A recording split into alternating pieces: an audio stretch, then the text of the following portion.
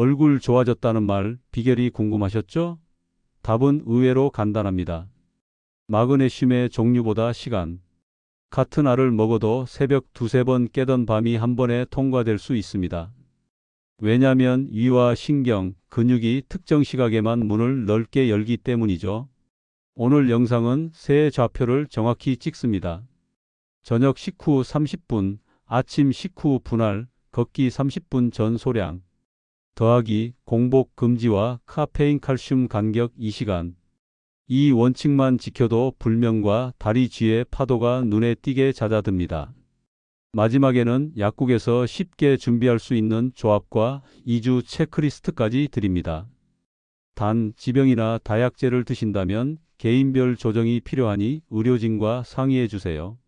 지금부터 밤을 회복의 시간으로 바꾸는 방법 차근차근 풀어보겠습니다. 오늘은 숫자로만 정리합니다. 30분, 2시간, 50에서 100mg, 물 1컵 200ml.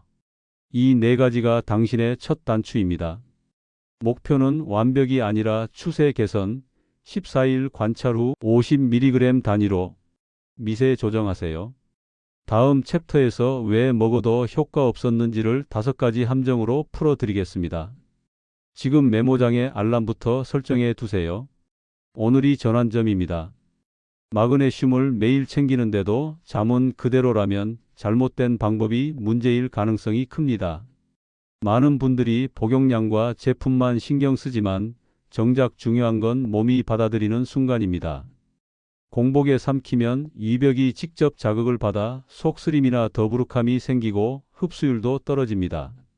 위가 비어 있을 때는 영양소보다 스스로를 보호하려는 방어 모드가 켜지기 때문이죠. 또 한 번에 몰아먹는 습관도 흔한 실수입니다. 마그네슘은 200mg 이상 흡수가 어려워 남는 양은 그대로 배출됩니다. 게다가 한꺼번에 삼키면 속이 불편해질 확률도 높습니다. 여기에 칼슘이나 카페인 음료를 곁들이면 경쟁과 방해가 겹쳐 효과가 반감됩니다. 칼슘은 같은 흡수 통로를 차지하고 커피나 녹차의 카페인은 마그네슘을 소변으로 내보냅니다. 결국 먹는데 왜 그대로일까? 라는 의문은 언제 어떻게의 차이로 풀립니다. 해법은 간단합니다. 식사 후 30분, 하루 2회에서 3회 분할, 카페인 2시간 간격, 물 200ml 동반. 이 네 가지를 기억하세요. 같은 영양소가 전혀 다른 결과를 만들어냅니다. 마그네슘을 제대로 흡수하려면 먼저 많은 사람들이 반복하는 5가지 실수를 끊어야 합니다. 첫째, 공복 섭취입니다. 빈속의 위벽은 얇은 종이처럼 민감해서 마그네슘이 직접 닿으면 자극이 심하고 흡수율은 오히려 떨어집니다. 식후 30분은 위가 가장 활발히 움직이며 음식이 보호막이 되는 시점이죠. 둘째, 한 번에 많은 양을 먹는 습관입니다. 400mg를 한꺼번에 삼키면 절반 이상이 그냥 배출됩니다. 몸은 한 번에 200mg 정도만 받아들일 수 있으니 100mg씩 2회에서 3회로 나누어야 효율이 높습니다. 셋째, 잘못된 형태 선택입니다. 산화 마그네슘은 값은 싸지만 흡수율이 낮고 변비약처럼 장에 물을 끌어당겨 설사를 유발할 수 있습니다. 대신 글리시네이트나 말레이트 형태는 흡수가 빠르고 위 자극이 적습니다. 넷째, 칼슘과 동시 복용입니다. 같은 통로를 경쟁하니 둘 다 흡수되지 않습니다. 칼슘은 아침, 마그네슘은 저녁으로 나누세요. 마지막 5째, 커피, 탄산, 녹차 같은 카페인 음료입니다. 마그네슘을 배출시키는 주범이죠. 복용 전후 2시간은 피하는 게 좋습니다. 이 5가지만 바꿔도 체감이 완전히 달라집니다. 마그네슘의 진짜 힘은 언제 먹느냐에서 갈립니다. 첫 번째 황금 타이밍은 저녁 식사 후 30분입니다. 위가 적당히 따뜻해지고 소화 효소가 활발하게 작용할 때 음식이 마그네슘을 감싸 위벽을 보호하면서 흡수율이 약 3배 높아집니다. 특히 단백질이 포함된 식사 후라면 더 좋습니다. 두 번째 타이밍은 아침 식사 후입니다.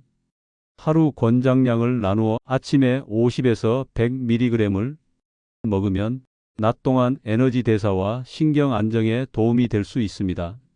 마그네슘은 세포 안에서 에너지를 만드는 미네랄이기 때문이죠.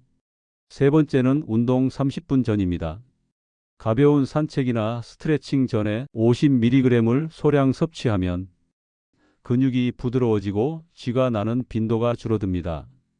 이 세 타이밍을 적절히 조합하면 하루 종일 일정하게 마그네슘이 작동합니다. 단, 공복에는 절대 먹지 말고 카페인 음료는 최소 2시간 전후로 피하세요.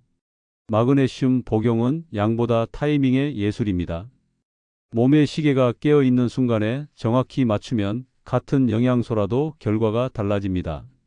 하루를 마그네슘 리듬에 맞춰 재설계해 보세요.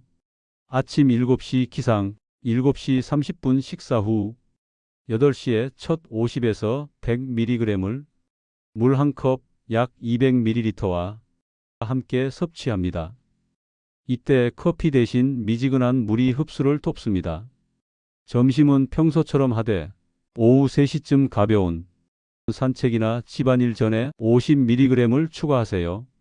근육의 긴장을 풀어주고 다리 쥐 예방에 좋습니다. 저녁은 6시에 식사, 6시 30분에 마지막 100mg을 복용합니다. 이 타이밍이 숙면을 위한 핵심 구간입니다. 칼슘제나 철분제는 최소 2시간 간격을 두고 저녁 커피나 녹차는 피하세요. 하루 총량은 200에서 250mg이면 충분하며 설사나 속 불편감이 생기면 50mg 단위로 줄여 조정합니다. 수분은 하루 6, 8컵 정도가 이상적이고 가능한 한미지근한 물이 좋습니다. 이 간단한 루틴을 14일간 지켜보세요. 새벽에 깨는 횟수, 다리 경련, 아침 피로도가 어떻게 변하는지 일지로 기록하면 자신에게 맞는 복용 패턴을 찾을 수 있습니다. 완벽한 정답은 없습니다. 꾸준히 부드럽게 몸의 반응에 맞춰 조정하는 것이 핵심입니다. 마그네슘은 단독으로도 중요하지만 함께할 때 힘이 배가 됩니다. 첫 번째 파트너는 비타민 B6입니다. 마그네슘이 신경과 근육 속에서 제 기능을 하도록 돕는 조력자 역할을 하죠. 저녁 식사 후 마그네슘 100mg과 B6, 5에서 10mg을 함께 복용하면 수면의 질이 한결 좋아졌다는 보고가 많습니다. 두 번째는 식품입니다. 아몬드 열알은 약 80mg, 바나나 한 개는 30mg, 시금치 한 컵은 150mg, 단단한 두부 반 모에는 70mg의 마그네슘이 들어 있습니다. 여기에 카카오 70% 이상, 다크 초콜릿, 호박씨 한 줌, 현미밥 반 공기를 더하면 하루 자연 섭취량의 절반이 채워집니다. 세 번째는 생활 습관입니다.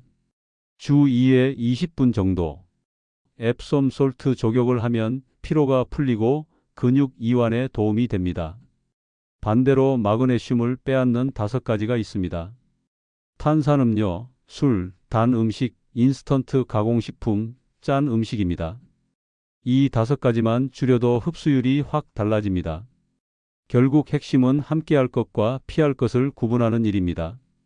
작은 조합이지만 꾸준함이 진짜 효과를 만듭니다. 실제로 이 방법을 꾸준히 실천한 분들의 변화는 놀라웠습니다. 70대 여성 한 분은 식후 30분 원칙과 분할 복용만 지켰을 뿐인데 일주일 만에 새벽에 깨는 횟수가 절반으로 줄었습니다. 2주째엔 다리에 쥐가 거의 사라졌다고 합니다. 전에는 밤마다 남편을 깨울 정도로 통증이 심했는데 지금은 숙면을 취하고 아침에도 피곤하지 않다고 했죠. 또 다른 분은 변비와 속쓰림이 함께 좋아졌다고 합니다. 공복에 먹던 습관을 끊자 위 불편이 사라지고 물 섭취를 늘리니 배변 리듬이 일정해졌다고 말했습니다. 처음엔 약 바꾼 것도 아닌데 뭐가 달라질까 하던 분들이 단지 타이밍을 바꾼 것만으로 수면과 소화가 동시에 개선된 사례가 많습니다. 물론 개인차는 있습니다. 약물 복용, 신장 기능, 수분 섭취량에 따라 반응은 다를 수 있습니다. 중요한 건 꾸준한 기록입니다. 2주 동안 잠 깨는 횟수, 다리 쥐 빈도, 아침 피로도를 매일 적어보세요.